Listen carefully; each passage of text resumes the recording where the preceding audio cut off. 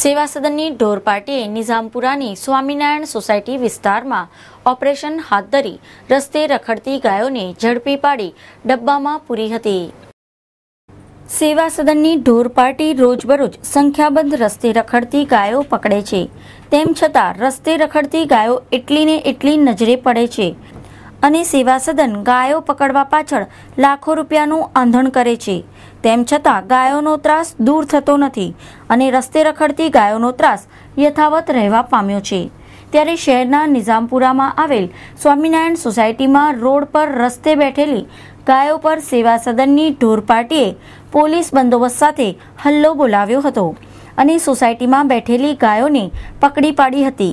માલધારીઓને આ બનાવની જાણ થતાં તેઓનું ટોળું નિઝામપુરા ખાતે દોડી આવ્યું હતું અને ગાયોને સોસાયટીમાંથી ભગાડી દેવાનો પ્રયાસ કર્યો હતો।